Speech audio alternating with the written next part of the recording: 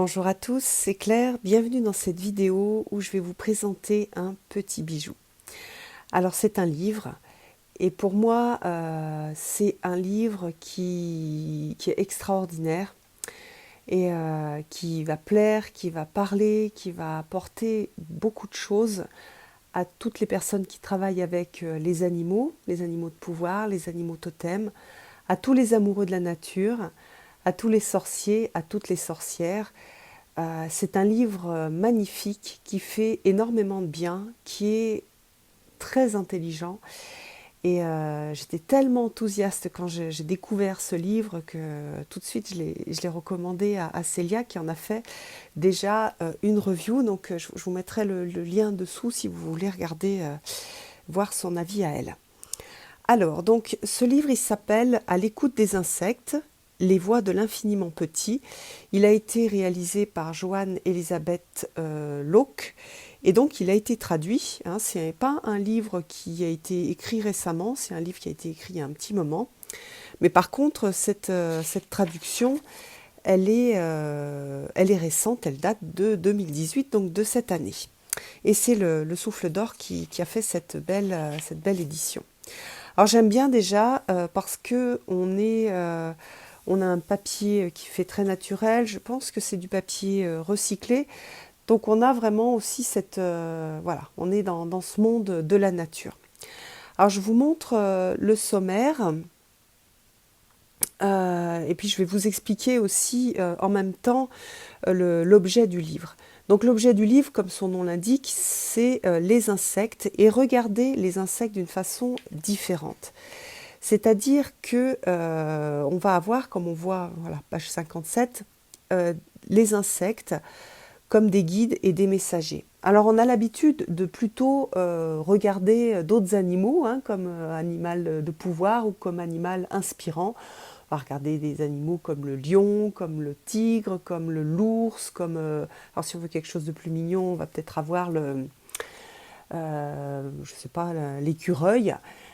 Et par contre, on a tous les insectes qui sont, qui sont les mal aimés au niveau de l'humanité. On n'aime pas trop les insectes, on a un peu du mal avec les insectes, on les écrase facilement. On aimerait bien qu'ils disparaissent. Souvent, on a cette tendance humaine comment dire, de classer les animaux en animal utile, animal on va dire neutre, et puis nuisible. Et dans les insectes, on a énormément donc de nuisibles. Alors, ce que j'ai aimé, c'est donc la partie sur le fait que les insectes peuvent être des guides, peuvent être des exemples, avec donc des choses qui sont très intéressantes à partir de ça, c'est-à-dire que l'on peut s'inspirer des insectes. Et d'ailleurs, dans les sociétés anciennes ou dans les sociétés tribales ou les sociétés chamaniques, on a très souvent une inspiration qui vient des insectes. D'ailleurs, pour la mouche, on a, hein, dans la partie qui parle de la mouche, on va avoir cet exemple de, je crois que c'est une tribu africaine qui utilise la mouche comme exemple pour le guerrier, c'est-à-dire la mouche, hein, si vous avez transpiré, que vous êtes plein de sel, et que vous avez une mouche qui a décidé de venir sur vous pour vous prendre un petit peu de sel, je pense, vous allez voir que la mouche, elle est tenace, la mouche, elle lâche pas prise et elle continue tant qu'elle n'a pas fait ce qu'elle avait à faire. Donc on a cette idée-là, par exemple, avec la mouche, et qui a été utilisée dans des tribus africaines. Donc la mouche, c'était un animal important d'inspiration. Et on a ça sur pas mal d'animaux comme le scarabée en Égypte. Voilà, on va retrouver ça. Alors, attendez. Alors, avant que je me disperse, on va juste regarder le sommaire. Donc, on a nettoyons nos lunettes. Les messagers sont des guides et des messagers. Et après, donc, elle va parler d'insectes. Alors, Sa Majesté qui fredonne, le conseil de la grande mouche. Voilà, on va avoir, donc vous voyez les fourmis, les abeilles, etc. On a même le moustique, la menthe religieuse. Et pour tous ces animaux-là, on va avoir des explications qui sont passionnantes et une vision en fait de l'animal qui est juste magnifique et tellement juste, tellement inspirante. Pour moi, cette personne hein, qui avait publié ce livre donc en anglais, il y a pas mal de temps, hein, c'est pas... bon, alors, j'ai tellement trimballé de partout ce livre, euh, je l'ai plié là dans mon sac. Alors, attendez. Est-ce qu'il y a la date de la publication d'origine?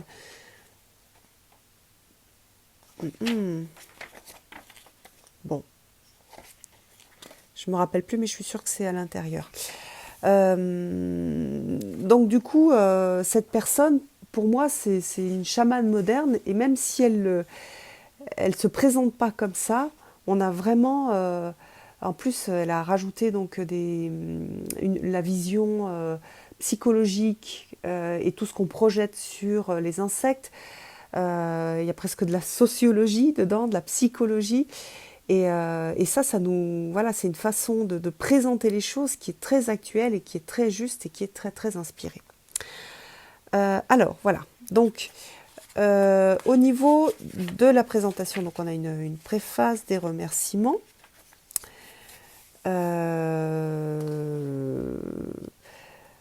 Voilà, après, et puis voilà, alors ça c'est vraiment à l'image du livre. Rentrons chez nous, et le début c'est dans le livre de Lewis Carroll, de l'autre côté du miroir, hein, c'est la suite d'Alice au pays des merveilles. Un moucheron demande à Alice: là d'où tu viens, quelle sorte d'insectes vous ravissent? Déroutée par la question, Alice répond: absolument aucun insecte ne me ravit. Donc on a vraiment voilà, ce qui s'est posé, et elle pose des vraies questions, des choses qui nous paraissent évidentes, et en fait, non, pas du tout. Pourquoi est-ce que on ne s'émerveille pas devant un insecte? Bon, peut-être les papillons, ou parfois les coccinelles, mais voilà. Ça montre un petit peu donc la peur, la défiance et tous les sentiments ambivalents qu'on a vis-à-vis des insectes. Donc elle va parler de ça. Voilà, nous croyons que l'insecte est un adversaire. On va beaucoup se battre contre les insectes. Il y a énormément de publicité pour trucider tous les insectes qu'on considère comme nuisibles. Il y a même des personnes qui disent mais certains insectes ils ne servent à rien, il ferait mieux de disparaître. On a vraiment cette idée-là d'adversaire. Voilà, et puis après, donc des histoires de parenté et d'affinité. Donc là, on a des citations sur sur des sociétés tribales ou anciennes avec des histoires qui sont superbes, que moi j'ai adorées. Voilà, nous créons un monde hostile, donc on projette des choses, alors je ne sais pas si c'est là qu'elle en parle, mais on va projeter des choses sur les insectes, des choses qui sont très humaines, comme par exemple la peur, que les insectes nous envahissent, qu'ils prennent notre place, etc. Ça c'est très humain, et c'est plutôt des choses que nous on va faire, mais que les insectes ne font pas forcément en fait. C'est pas du tout un comportement d'insecte que d'envahir et de chasser l'homme, par exemple, alors que nous, on va le faire. Hein. On a chassé de nombreuses espèces, et même on a chassé d'autres personnes qui ne font pas partie de notre communauté. Voilà, alors tous nos postulats, toutes nos peurs, bien sûr, elles sont mises en scène dans les films, et on va retrouver ça dans des tas de films. Alors, elle cite pas mal d'anciens films, mais elle cite aussi Independence Day, avec par exemple les extraterrestres qui sont illustrés par des nuées de criquets. Dans Men in Black aussi, on a un cafard. Donc voilà, nos nouvelles aussi, donc les petites histoires qui reflètent ce visage. Un langage de guerre, en fait, quand on va parler des insectes, donc ce langage-là qui va bien entretenir toutes nos craintes, tous nos fantasmes. On va célébrer aussi notre hostilité. Voilà, donc aux États-Unis, qu'est-ce qu'il y a? Un club de tir à l'arc qui organise chaque année un tir de petites bêtes. Donc en fait les gens vont tirer sur des répliques de vers, d'escargots, d'insectes. Voilà, nous enchaînons les préjugés. Donc il y a vraiment toute une vision de l'insecte qui est complètement tronquée, et qui est donc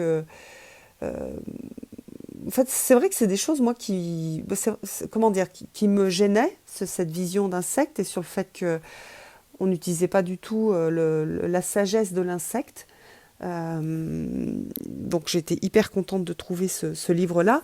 Mais ce livre il est allé encore plus loin, c'est-à-dire qu'il m'a montré aussi tous les préjugés que j'ai, moi, alors que j'aime, comment dire, j'ai déjà travaillé sur cette vision des insectes. Il y a beaucoup d'insectes que j'aime. Mais